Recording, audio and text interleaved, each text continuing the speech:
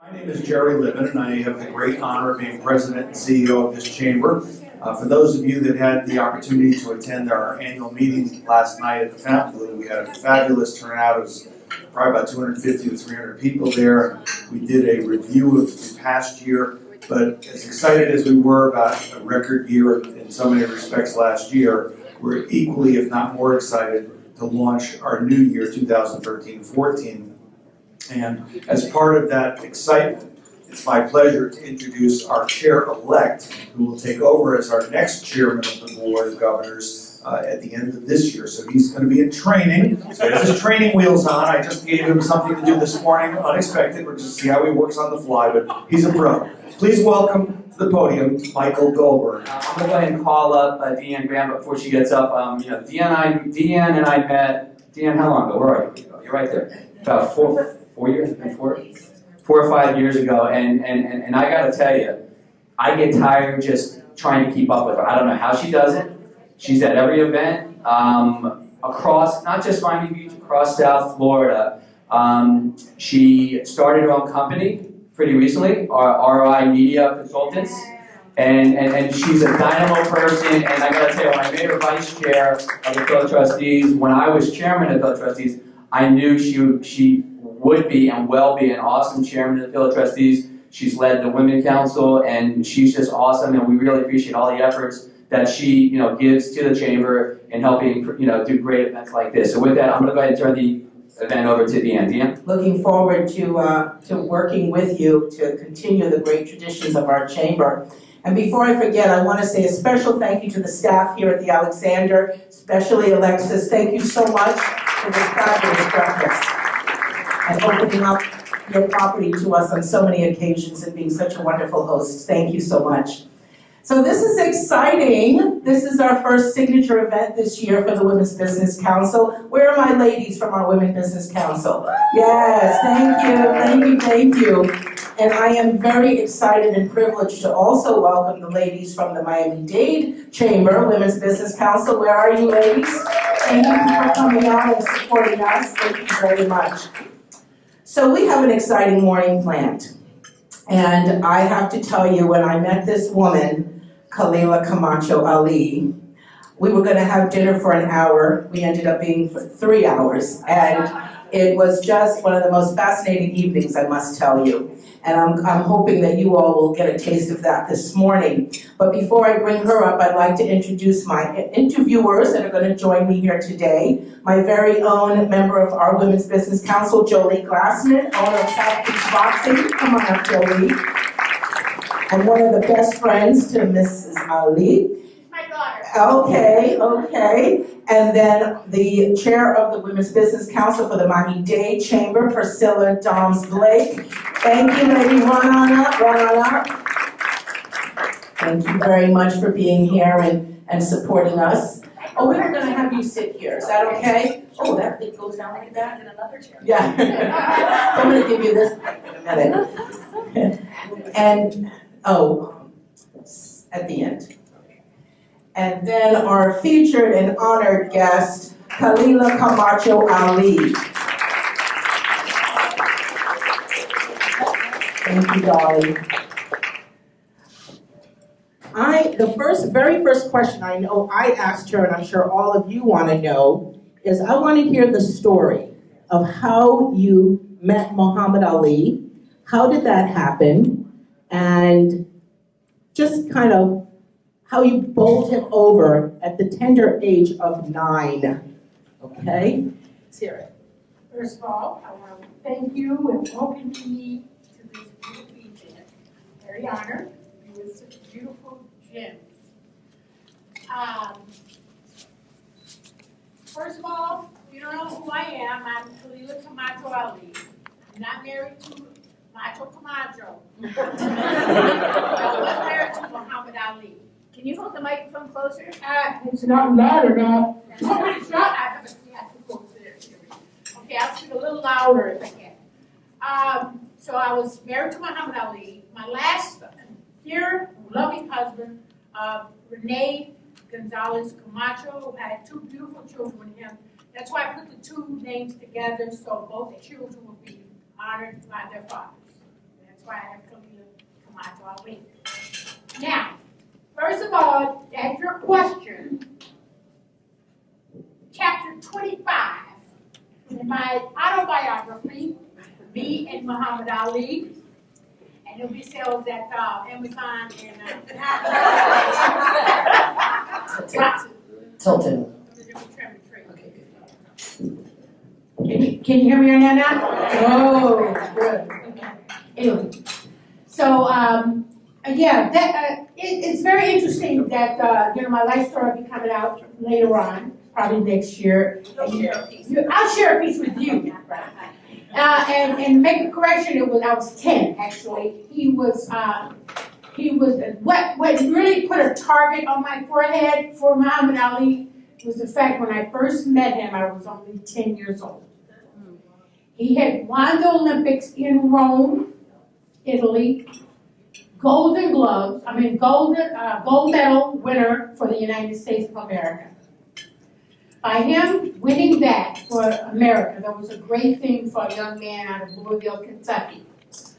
Going back home, he couldn't even go downtown in a restaurant to celebrate because he was black. By him getting that feeling of insecurity and resentment after winning the gold medal, he threw it over a bridge. And he said it wasn't nothing. He did it all for nothing.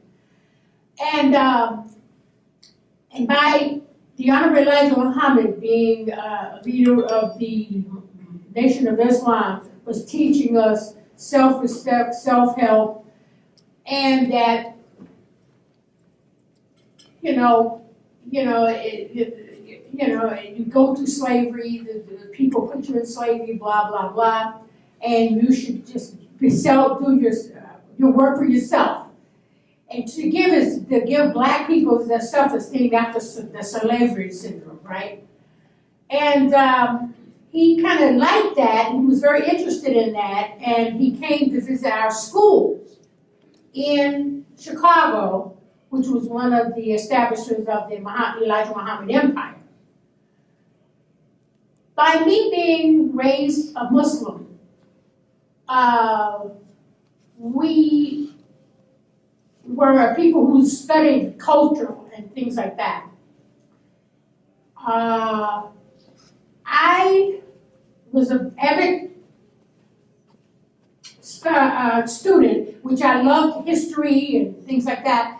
And, the Roman Empire, right?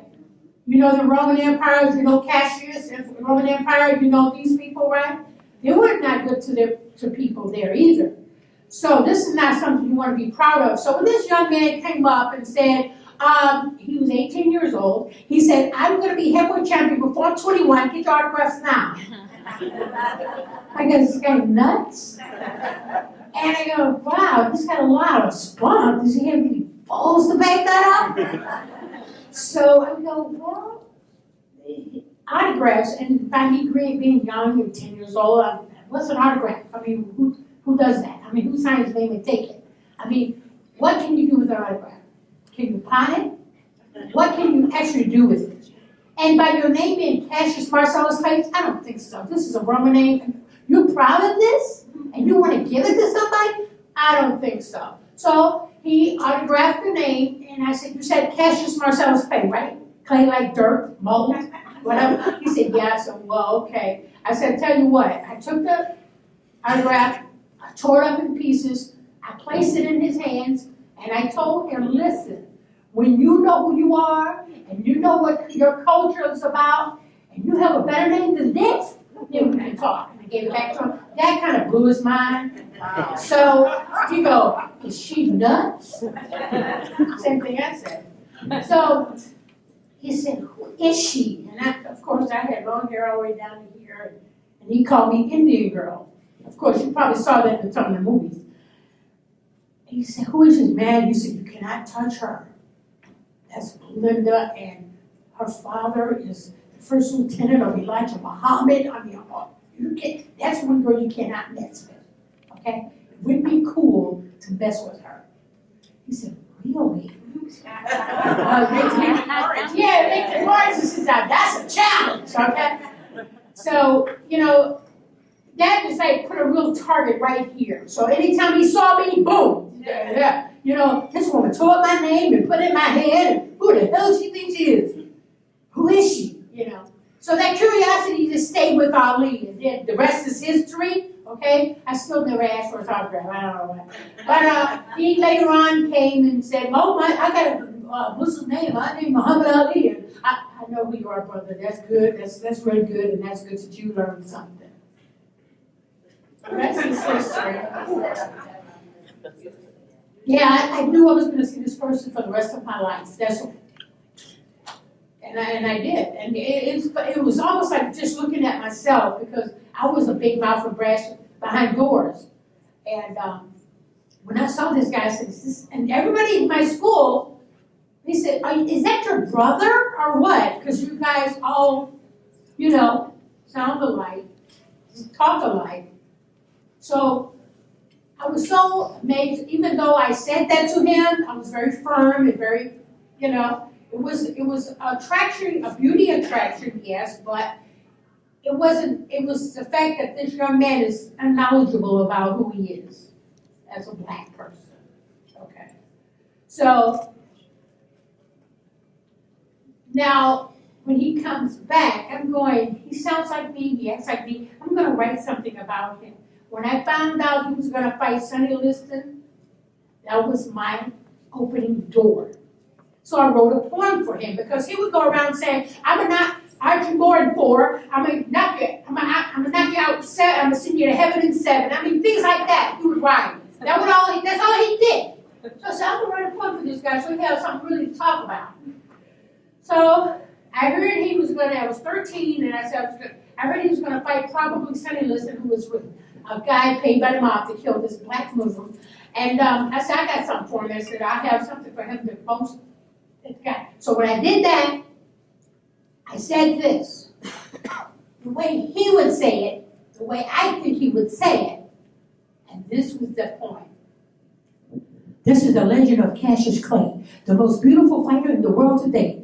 This fight's great. He's got speed and endurance. If you're trying to sign a fight, you increase your insurance. This kid's got a live. This kid's got a right.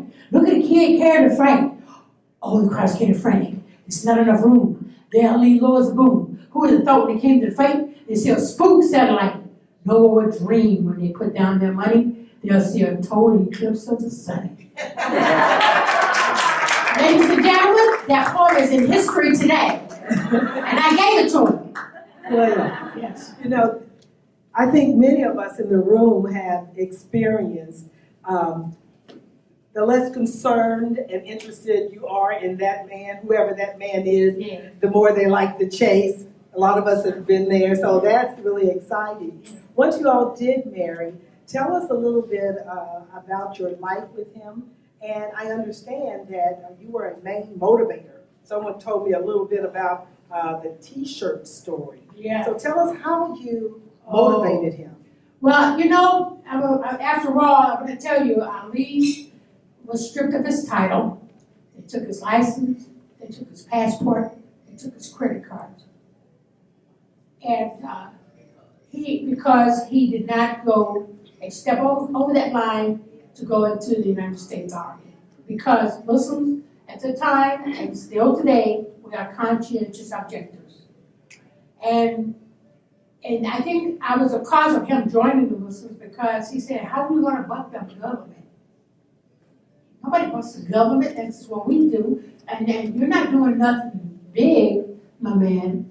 I said, they're hippies, everybody is against, even Jane Fonda. They're all against the war. So you're not doing no big thing, but you'll be the only black man that did it. All the rest of them, Jolie and all them, went to the army. But it's not about going to the army, it's about fighting for something that wasn't hurting us. And that was a wrongful war. I would give my whole life for Americans' war. If somebody was hurting us, coming over here to hurt me. Yes, it's good to fight then when you're defending yourself. Not just going over there because somebody want to overthrow a country. Muhammad Ali was stripped of all these things. Not only that, his pure prime was taken, his boxing license so he could never fight after he was in his prime.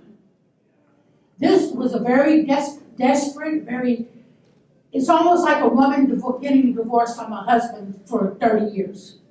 It's a very depressing time for a young man who cannot fight, and that's all he knows. You don't know how depressing it puts a man in. It's almost like that young man over there in the blue shirt got a job and he loses it, and he's got a family, okay? Would you be depressed or what? And they won't give you a job quick. They'll give a woman a job quick and they'll give it to you. So, that's a very depressing thing for a man. Ali was so depressed to see his eyes, to see how he is, even though I took my college money and supported us, and he had no idea. But I had to do something to keep his spirits up. So when I asked my dad, please let me marry this man, he said, this man does not have a job. My father said, look, at least get a man with a job. He was not going for that. My father is a retired colonel in the army, and also he's a retired worker from the plant of the American Can Company. And my dad is not, and he's been there since he was 17 years old, so he's like steadfast, right? That's the word. Put the word steadfast on the book. So he said, no, my daughter's not, this is my daughter. I'm not going to, I said, Daddy, trust me. The man's got potential to do some things. He'll be able to fight one day and you won't regret it. So all of a sudden my father gave me his blessings, which I was blown away when he said okay. And I said, Daddy, well, why would you say okay? I don't understand it.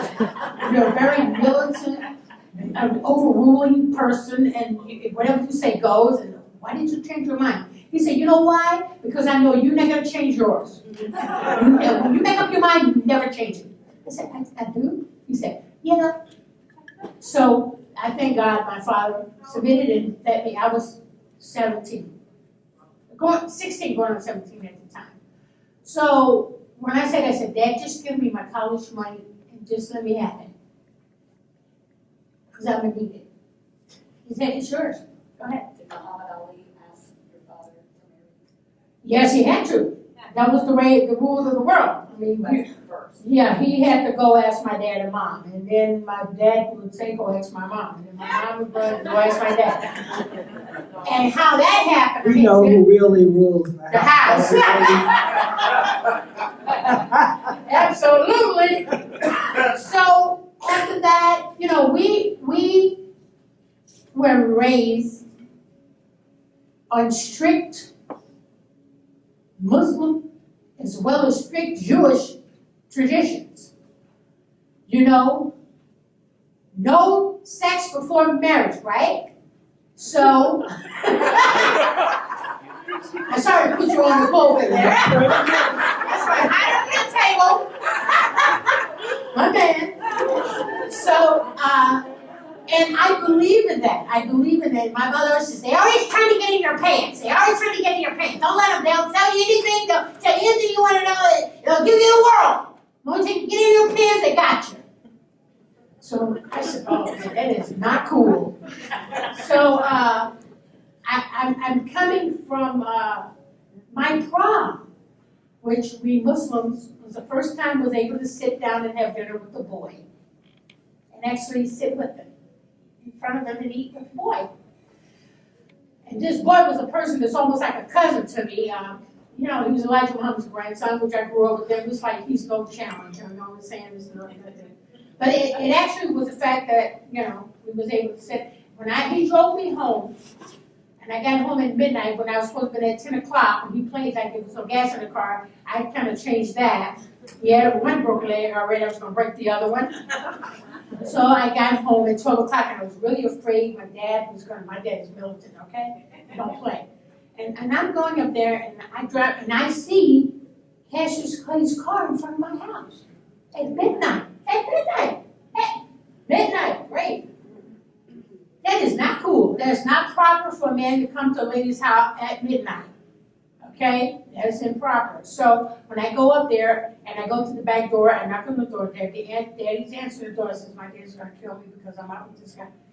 And my daddy goes, And I was with the guy named Wally. He says, "Well, baby," he says, "how's Wally?" I said, "What?" He said, "How is Wally? Is he okay?" I said, "Yeah." He's okay. Okay, good. I says, "What do you mean? What about me?" He says, "I know about you. I just worry about him because I know you won't hurt him if he got out of line. I'm not worried about you." And I go, "My daddy trusts me like that? That's cool. That was really cool for me." So I said, "Dad, why is Pastor Clay in our living room?" He said, "Well, he's been here all day trying to." I said, "Dad, it's 12 o'clock. Don't you, what? You lost your mind?" I said, "It's 12 o'clock. I said, "Look, you telling him to go home and come see me at a decent hour." And I went to bed. I wake up, he's in my living room. My mom gives him a blanket and a pillow and everything. I go, "Why is this guy? Is it something serious going on here?" And then he goes, "I'm asking Mommy for my hand in marriage. You're going to be my wife." I go, "Whoa, that's deep." I still didn't say yes, but I was like agreeing with him. So I said, "That is so cool." So all of a sudden, we had breakfast and everything, and then all of a sudden my mother and father were gone. I was in the house by myself with this man. I'm 16 years old. Where's my dad and my mom? I really thought at them. So I go, "Where did they go?" I didn't know where they went.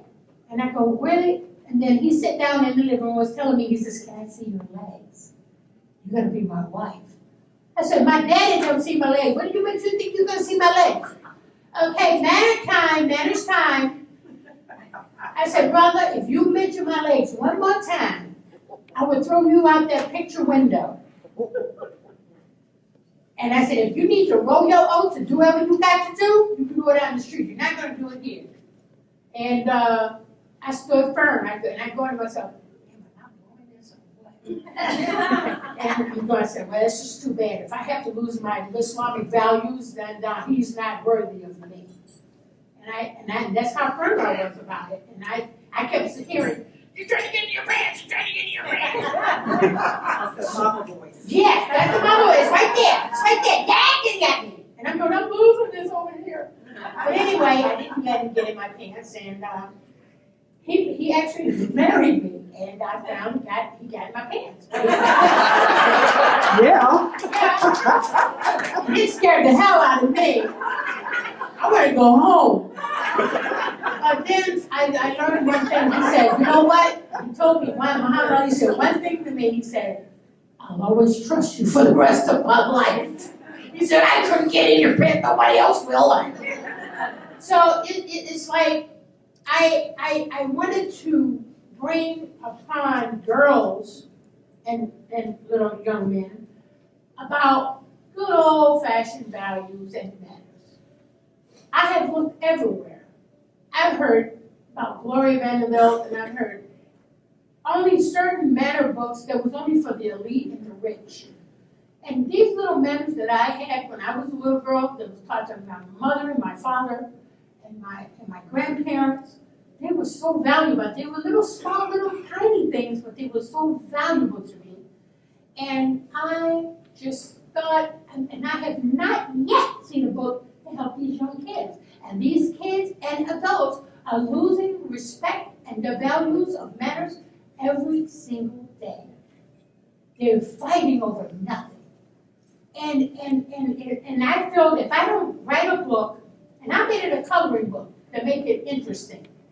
And it's for adults and men, and I'm selling this. I only have a very few. These are the collector's items, which is the first one. And I will autograph this to you and give it to you for $20. And this will be the first time you will get the first edition. And I'll be right over there and I'll autograph you for $20. Is that a commercial or what? And because if it wasn't for my manners, I couldn't have married Muhammad Ali. Okay?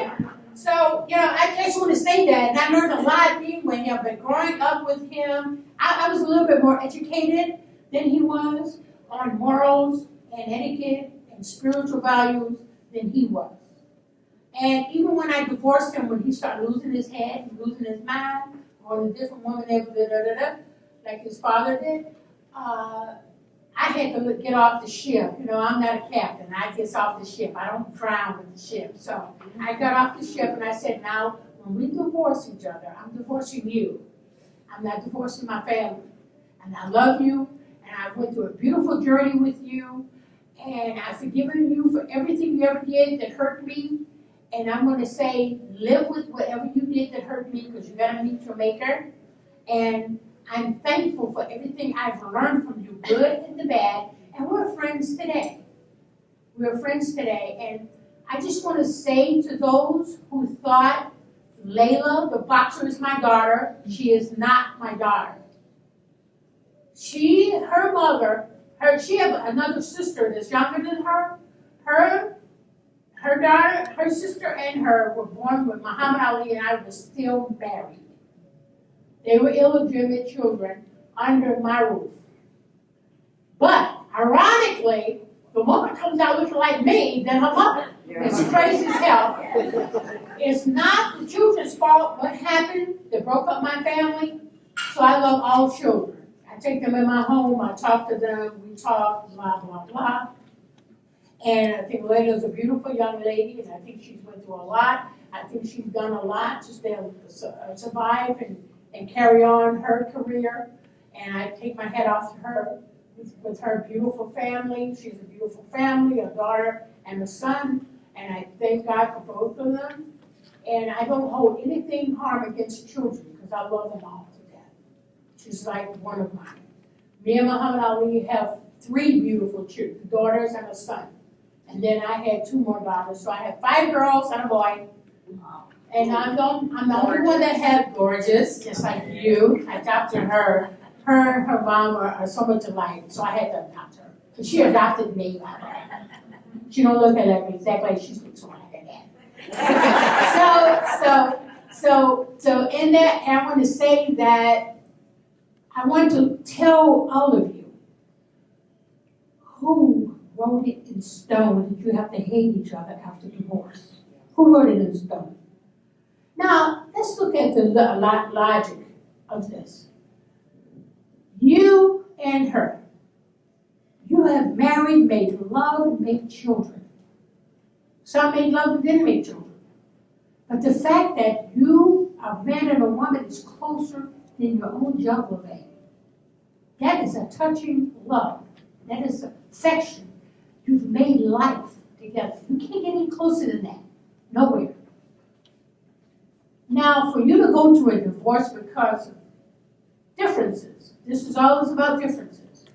Now, that person goes free and have the right to do whatever they want without her input or output. And she goes without his input or output. You're both free. So where's the animosity? What's up? You're both free from each other. So you should love each other like friends from the beginning. My advice, take everything that he ever did to you bad, take it as a positive because you definitely learned from it. And he to you as well. And be friends because you both loved each other at one time. It's nothing wrong with being friends. Take all of the hate and throw it away. Once you do that and you only see the good part, you will be friends. And that makes it better for you and him as an individual, caring about being humane and caring and loving each other because you're God's blessing, both of you. And that makes it way 1,000% better for the kids because then you can communicate and the kids can get what they need and every day everybody's okie-dokie. That person's not using that person for money or that is not hiding that one from hate or believe me, all around it's better to be friends and forgive. I say, if you have a grudge over 3 days, it becomes a sin to God. Over 3 days. No, I can never be mad over 3 hours, let alone 3 days. Because I don't want sin on me. And I don't want no bad karma to come back on me, because it will. It always does, because that's God's rule. So you have to love one another, speak to each other. You know what? 100% of our businesses is not lost by finances alone. It's lost by how you care and talk to your employees. Your relationships. Exactly. And this is how this young woman, we went at the Speak on Me, and I sat in front of her table. Somehow she didn't get I was married to Muhammad Ali for some reason. I don't know how she get it I was from. listening to the story. I know, she was just listening to the story. But actually, she was bawling us out. Yeah, I was bawling you guys out. Over the anger. Yeah, the anger. I mean, look how many anger the mothers have against their daughters, and daughters against the mothers, and daughters against the fathers, and fathers against the daughters and the sons. Get over it. Get over it. It's over. You can't live her life. She can't live yours. But look, that's your mom. You only have one. I don't care how many you adopt. You only have one. You only have one. And those who even adopt, that's your daughter. That's your blood daughter. Whether she comes from blood or not, it's the love and connection of a daughter. I love her just as much as I love my children. And your children are the most beautiful thing. They might not think like you. They may be hard-headed, but they're going through life and they're learning just like you did.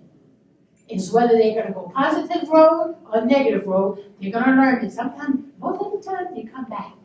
But let them be free, because they'll be back.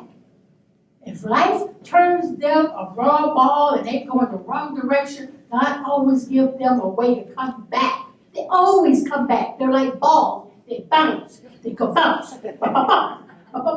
You see kids go like a yo-yo. They just, you don't know where the hell they're going. They're all like that. We were like that. We were like that. I was dumb to think that everything that I knew was right, and my husband would be the same way. That's right. No, wrong. It doesn't happen that way. If you do good, that don't mean they're going to do good. That's because you're doing good. It has nothing to do with them at all. That blew my mind. That blew my mind that somebody would go and be dishonest and cheat on me and don't be loyal to their family. That's the most worst thing, anything can happen in my family. My mother and father, God bless her. 85, my dad, 83, my mom. They look as young as I do now, and they still love each other, and they still treat each other like they just met each other yesterday. And if it went for them two being in my life, and I went through what I went through with Ali, oh hell, I don't know what that'd be. Or where he would be. Where he would be. I wouldn't care where he would be. I wouldn't worry about me. You know, you never know. You never know. I mean, Raising daughters, I want to ask you just about raising daughters with a father that was famous, that was cheating in public. How were you able to get them to understand this is still your father? This is, because I know that one of the important things to you is that you don't talk badly of Ali, in spite of all of the hurt and the betrayal, right. The public betrayal, Right. all the things that he put you through, Right. and yet having 5 daughters right. that you had to raise under that kind of a shadow. How was that for you? Well, they experienced Ali being bad when they were young and they didn't like it, and they hated their father. And I had to sit down and teach them, listen, everybody's not like my dad. Loyal, devout, monogamous. And when they do bad like that, they're doing bad to themselves. They're not really doing it bad to me. They're doing it bad to themselves. And your father will always be your father. Your father's done great things. I've helped him, guided him, did everything I can, put all my heart into this one man and stay loyal. Even though he cheated on me, I didn't go back. I didn't go back and cheat on him. I didn't do that. 2 wrongs never made a right. And he would say to my kids, your mother meant she wasn't loyal to me. He would tell bad lies about me. And I said, you know what? Look, don't worry about what your dad says. Your dad's your father. He'll always be your father. He's a great champion. He did a lot of stuff on earth that was good. Okay, just look at the good. After I got them to get to believe in him again, all of a sudden they kicked me out of their lives in a way. It was like, my dad this and my dad that, and there's no mom nowhere. And it kind of hurt me a little bit, but they're a little materialistic and a little starry-eyed, and they're into the stars. And I felt kind of bad in a way, but I said, look, You know, they'll learn later. They're going down that bouncy road. Let them go. I'm not gonna worry about it. I let God handle it. Now, then they went to a party. That's my phone been ringing all in the pivot. Sorry about that. So, you know, I remember it didn't even dawn on me until my twins was on the Geraldo show. Interview with Geraldo about twins and about marriage. And all they talk about is their dad, daddy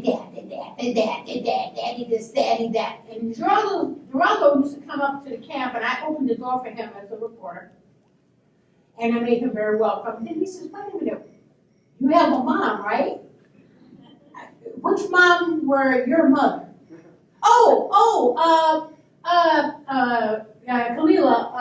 Khalilah is my mom. Oh, she was a good wife. That's all I'm good at knowing is a good wife. So, and then, you know, the kids, they tend to forget when you're a star, they put their father as the star, which I don't mind at all because he is. I'm a fan still. And I'm glad they like their father again. That I got over that hump. But they always say, Mommy, I love you. They always call Mommy. My twins are 40 years old. When I used to take them to Disneyland, I put a lot of good memories in there for my kids. But when they get into public eye or TV, they just speak about their father because they figure that opens the door for everything. So I don't feel bad about it. I'm their mom. I don't care what they say, what they do. I'm always going to be their mom. I don't feel bad about it. I feel good about it because they're turning into beautiful young ladies. And now that they're getting older, now they start hitting 40, they're closer to me now. They're coming back to me. And I had anything to do with it. All I do is be patient. And that's what you have to do with your children. Be patient with them. Because they're going to bounce all over the place like the little lottery balls. They're going to bounce all over the place. And one time, something's going to come out of their life and then they're going to be okay. Because children are going to be okay. You came out okay. You went through hell. You went through all kind of life. You turned out okay. You've got some of the best stories that you've shared with the three of us that we would love for you to share with the audience. And I would love for you to tell how you motivated him about the T-shirt story. Oh. But also I think they need to hear about values and your traditional values as opposed to perhaps your values and how you were able to get through all of that. And because I think even knowing that you have very traditional spiritual values, and many people don't understand that as opposed to some of what many of the others feel in modern day. So that's two things, but I'd love you to tell us. I tell the T-shirt story. That's fine. And, you know, and she loves this T-shirt story, and you know what? It's a chapter 16. So when my book's get on the stands, ladies and gentlemen, you know you're going to buy one, right? I'll have my signing right here, dear Alexander. I'll make that arrangement with you two girls, the guys right there. Okay. So what happened was, okay, you know, Ali, he's a cocky guy. Very cocky. No. You think? Well, you know what I'm saying. Anyway, so he would boast, and everybody around the camp, they would say, oh, yeah, man, you're going to be bad. You know, he was fighting Joe Frazier. I said, oh, man, this is not good. I said, this is the time he's got to lose.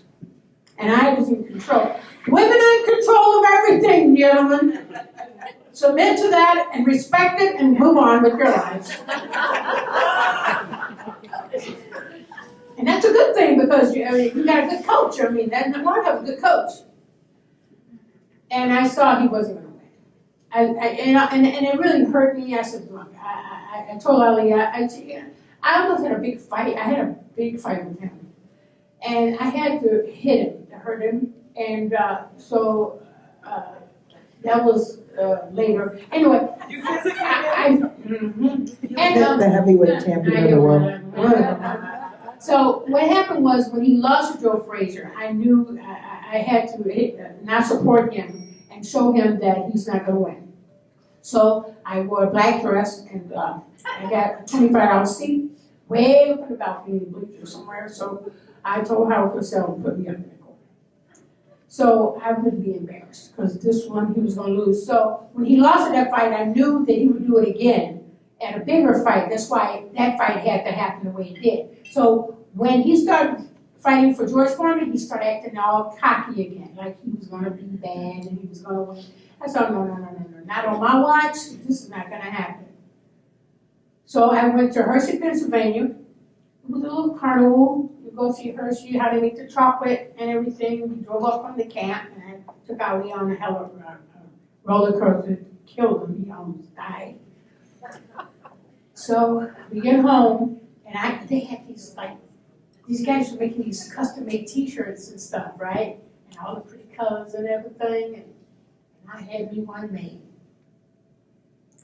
So, okay, he's not training.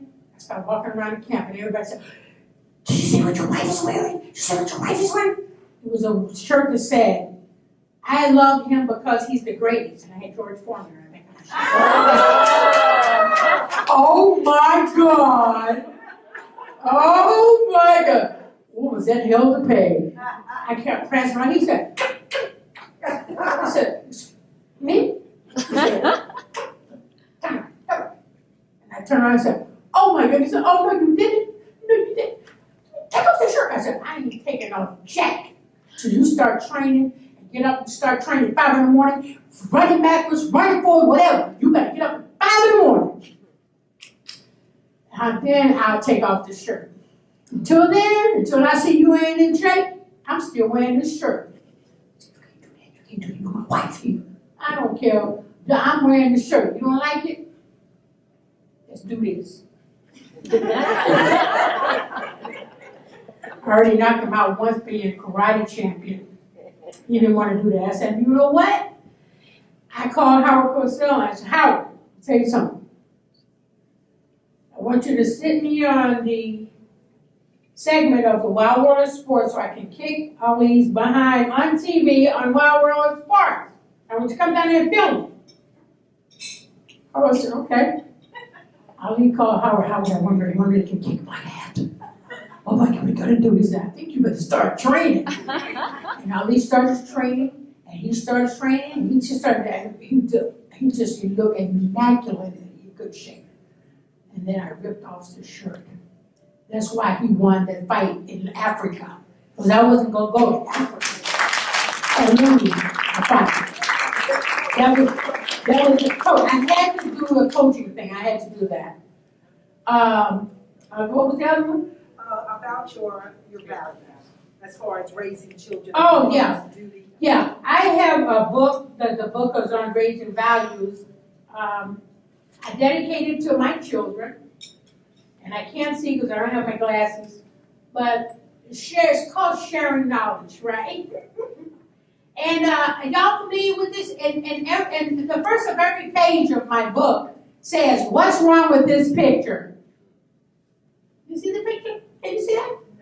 No. Well, it's a man slapping a woman. Okay? This is a no-no. Now, there A are... woman can punch a man. Oh, yeah. No. Even if the woman provokes a man, hollers at him, screams at him, and can get on your last nerve, because a woman can do that with with malice and everything.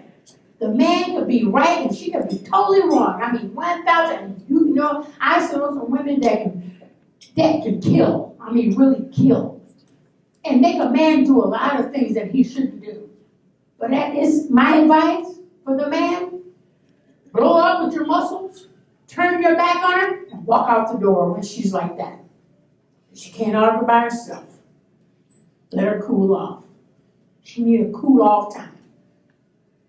Don't let a woman provoke you to do something you would never do or didn't want to do, because a woman can't provoke you.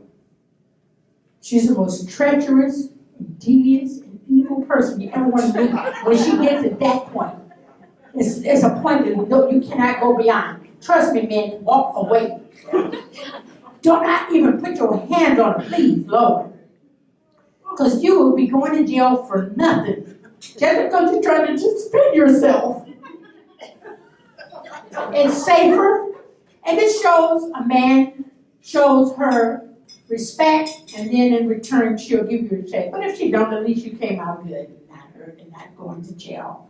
Because they will make you go to jail. I know some men that made me go to jail once. But my husband was nice enough not to do it. He says, well, that's all right. I'll just forgive her. And this is not good. It's never good. Anytime a man has to take his hand and slap a woman, it's beneath him. He's not a true man. A man takes it, turns around, and walks the hell out of her way. Because it's safer. The man is a strong, dominating person who rules the world. He don't need this crap. He needs to just walk away from this kind of idiosyncrasies. This is not good. And I can tell you something, men. You know, I wouldn't want to be here. I'll tell you that. I wouldn't want to be here. Because you have a lot to do. You have a lot to provide for. You have to work your butt off to get what you need for your family. You have to do just about anything to help your family and provide for that family because you're all they have. Now these women who are educated and they're equal opportunists and they can make almost more money than you, don't feel bad, let them make the money. But try to be a balance with her. And then you both will be successful and you both will be financially okay. It's pulled together. You're a team as one. You only have a team if you're a man without a woman, and you're only a half a woman without a man. And you both are made to be a one. So if the woman empowers and do things and she's successful, support her. And she should support you. And she should have patience with you as a man. Always give a man patience because it's harder for him than it is for you. Be caring. Be loving. Rub his feet. Fix his food. Don't just say, well, he can fix his own food. No, take your time out with the man. Love him. Caress him. Speak sweet to him. Don't holler all the time. You don't want to hear that. You know? It's bad enough they'll run off for a woman for no reason. But don't give them a reason. So try to caress him. You know, you could be a sensuous and very promiscuous woman. I mean, you can do that. You can seduce anything. And you can seduce him if you like, especially if he's your husband. And then those who are not married, get married.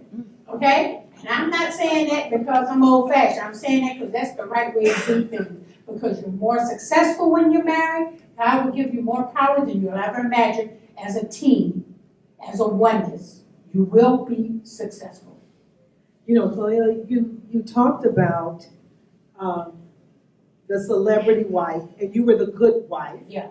And how the children would not talk about you so much, especially publicly and on television. They talked about their dad so much. How did you get through that period of being married to the Muhammad Ali and all the way up there and being married to the #1 sports person in the world? Mm-hmm. And then you went through those trials and tribulations, that dialogue with a conflict, and got to the other side. Tell us about that transition that you went through. When you talk about Muhammad Ali, you have to realize one thing. When I married him, he had nothing. He wasn't the greatest Muhammad Ali now as he is today. He wasn't that great. It took time, it took patience for me calling press to let them be there. I took pictures as a photographer and put them on covers of magazines. I called them up. I got him suits made from old ladies. You were working it. I was working. I did my best marketing job when I was a teenager being married to Ali. I would call up. See, back in those days, you could call up somebody.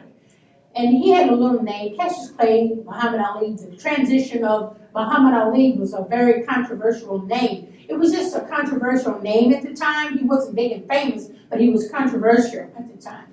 But he wasn't big and famous at the time. So I had to call. I called Ole Cassini up in New York. I saw him. He came up to Ali and, oh, Cassius, Mom, blah, blah, blah, blah. And then I pulled the that designer aside, and I said, let me tell you something. We don't have any money right now, but can you make me at least 3 suits, pinstripe, black, gray, for my husband with the tail, and make him look, it looks much, and when I get money, I will pay you. He said, I'll do it for nothing. You don't owe me nothing, I'll give you 10 suits. And Ole Cassini made these designer suits for my husband because my objective was to be married to him. What I saw before I signed that paper, I wanted him to be the greatest man of all times. That was my idea. I know he wanted to be great and good. So my job, I hate boxing. I hate it with a passion. I'm a karate expert, I hate boxing. But by that being in my husband's line, I had to succumb over it and be a part of it in order to make him good and make him great and well known because he's the bloodline of our family. I have to support my man, whatever he wants to do. So I said, well, instead of hating and being bored, I'll be a part of it. These are the sacrifices women have to take. But how did you transition? It was easy. It was the other side. It was afterwards. But see, it was okay because I wanted him to be the greatest and well-known person. That was my objective, my whole objective. I wanted my man to be the man out there. I wanted him to be like that. I felt I had accomplished my job by him being that way. I was happy that way, and it didn't make me feel bad at all. I felt good about it. The only thing that there's so many women that push their man or right there with them, and we're moving too. Yeah. And so you and your man are moving along, and you're at the top of the mountain. Yeah. And then when you go through a divorce and you still have those children, so now you're on the other side. You're not with that celebrity. No. We want to know how you transitioned on the other side. Well, I transferred by being a good mother and raising my children and trying to get out of that life. But, the people would call me every once in a while and do things, for children or school. So I didn't really feel bad about it. When I would see him, I said, boy, But when I saw him after I divorced, he started going down. He wasn't going up. He was going down. We're going to hear about you after. Yeah, he was going down. And I understand why he was going down because of the disrespect people saw he gave to me publicly. But he came down in a little bit, but he'll always be a greatest fighter of all time. I feel that's his because he earned it, he worked for it, he trained for it, and that's his. And it's fine with me because that's a part of him. When I had to make the transition, the only thing that really bothered me is that, which wife were you? That kind of pisses me off. Which wife are you? He's married 4 times. Hell, which wife are you? So I said, well, the first one. Well, they make a big stick out of the first wife, who was a woman that they planned his marriage with. He didn't fall in love with her. They planned his marriage so he wouldn't be fooling around in the streets with girls. And they had to get this prostitute out of Chicago and made it look like she was a model or something. And we know she was a prostitute because I'm from Chicago. We know people in Chicago. So he was only married to her 6 months. Legally 11 months, no children, so it's like really a no-man. So she's not really the first wife. She ain't nothing. So I'm really the first family. I said, well, I'm the first family then. Because I'm the one that had his first children. Okay? So then that makes me feel a bit better. I got my kids, I got my own. So I'm satisfied. I'm totally satisfied. Plus, I'm trying to give something back to children. I want to be known for that. Because I want kids to hear me. Alberto. Oh, yeah, Paulo, my buddy. Superintendent. My superintendent. He's so sweet. We had dinner together. We had a lot of fun. We're supposed to have a meeting today, next week, God willing. And I told him I want to go into the schools. I want to go into the high schools. I want to go into the elementary schools. I want to take my books there and I want to tell them the things they need to know. These children need to be guided. They need to have some kind of moral guidance that I had as a kid. Little small things. You got bullies. You got big bullies was around bullies. Because bullies picked on me when I was a kid. In a Muslim school too. So I have learned how to handle bullies. And bullies cannot be bullies. They only be bullies when they can scare you. They can't scare you, then it goes away. Jolie, we kind of took over here because I know that you get to talk to Khalilah all the time. But Priscilla and I kind of, you're great eye candy up here, but I know you must have something that you want Khalilah to share with us.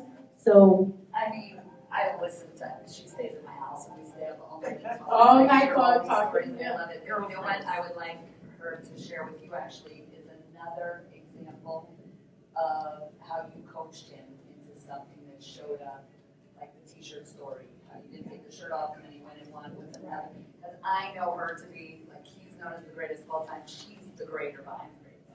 So I want you to give another example of how you instilled that in him and you were that coach behind him. Okay, good question. I wanted to say one too. DeAnne, let me just say, the Okay. time is pretty short, so I think this should be like the last This is- question. and we'll open it I know up. you want to have time to, meet and greet people afterwards, and Okay. we're gonna have to get out to work, so Okay. let's make this a short answer. Okay. And she's been Oh outstanding. my God. You could talk for another hour. What a day. Stay here, and if it was Saturday, we probably could stay here till noon. This is fantastic. Thank you so much. Thank She's you. got Thank more you. stories than anybody knows, including Ali. Well, Ali's a known to talk, you know what I'm saying? Ali's a known to talk. But it was one incident when, when Ali didn't have any money and he would go to his manager and I would cook every day and make sure I had food on the plate for Ali. Yeah, you have to understand you're a woman and your husband can't bring you food money. But you have to understand he can't because of a reason. So when I took my college money, I would go get food. I wouldn't say anything to him. I didn't want him to feel bad. I didn't want him to feel degraded as a man. So I didn't tell him anything. I just bought the food, made sure he ate, and made sure he was healthy, and blah, blah, blah. And he went to his manager and he said, Herbert Muhammad, he says, you know what, my wife can cook. She can cook, and she can do this, and she can cook. Well, she cooked good. She cooked a steak today. And he kept saying this all week. And then Herbert said to him, he said, Herbert, Muhammad, where you get the money for the food? Yeah, I think we ain't no money. He said, something to think about, ain't it? That's how he was. He didn't realize what was going on. So I said, I came up with a brainstorm. I said, let me tell you something. Politicians are politicians because they have a campaign. And they have a campaign to make them become the politician they want to be. They win votes. So I figured if I could campaign with Muhammad and say he could be the people's champ, he can go to different colleges, he can speak in the colleges, and I can write some lectures, and he can talk, and he'll become the people's champ, and then he'll give him his license back. So he said, okay. So we would get speaking engagement, $1,500 a speech. We would drive our car to the place to go speak. I mean, I was good for the road. I would always get lost. So we would go up there, and he would make a beautiful speech, and he would talk, and he would say his little stuff, and then I would put my little stuff in it, and he would be strong, and it was beautiful. He was talking, and he was like at these big white colleges. I mean, he was like talking big time. This is the 60s, right? So all of a sudden, it was beautiful. It was almost, I know, it's okay. Good music. Then he says, and everybody was so happy. He was clapping for Ali, and the speech was over. It was great. And all of a sudden, a heckler. Go home, you draft dodging nigger. That's what happened. A heckler said that. He said, oh my God. And he just busted his bubble. He walked off the stage, and I was like, he says, hell no, I'm not doing this no more. You're talking all this stuff, trying to make me this, trying to make me that, and then these white folks ain't taking it. He said, you know what? You're always talking more stuff. You think you know everything. You're not up there getting embarrassed for me. I'm up there getting embarrassed for me. What's supposed to do is you up there getting embarrassed. I ain't doing it no more. He says, are you nuts? You don't have a job. you're not gonna do it, I'm gonna, what's your problem? He said, you know what, you're crazy. He said, and I was so hurt. I said, you know what, come here, Ali, come here, let me tell you something. I told him the story. He said, well, let me go back out there and do that again. So he wanted to go again. He said, now if that happens to you, then you tell him that story. He said, okay. And I was just waiting for this white guy to come out and say some crap. Sure enough, he had a big speech, blah, blah, blah, blah. His buckles was big and everybody was cheering. Sure enough, a white cracker came out again and said, yeah, that's what they said back in the day, Don. I'm not saying that to you, but that's what they said today. I'm being real. I'm being real. I'm not just saying. So the guy said, you drop down your nigger, go home. He said, ladies and gentlemen, oh, that reminds me, a long time ago, when I was a little boy, I was throwing rocks at this donkey. And my grandmother said, Cassius, would you quit throwing these rocks at this donkey? Because one day this donkey is going to die, and he's going to come back and haunt you. Ladies and gentlemen, I do believe this ass is in here tonight. Just like you did, they laughed and everything. And honey, that was the beginning of a whole new world. And they stopped doing it. Then Ali started planting people in the audience to do it. That was a fun time of my life. He says, how do you know that stuff? You've been nowhere. How do you do it? And I was young, it was anywhere. Just use common sense. Common sense ain't common. Huh? Yeah. Because I'm the greatest, that's what I know. I'm not going to take this title. Muhammad Ali is the greatest, but I'm the latest. Thank you. Thank you so much. You can go another hour with you. I'm still going to have to bring you back. But I want to thank everybody for coming. We're going to stick around for another 20 minutes, 30 minutes. Buy my book. And you get to talk with Khalilah and enjoy who she is as the strong, And you can come up greatest there woman and that ask she questions is. if you like. You can come up there and ask questions if you want. All right, thank you. Thank you very much.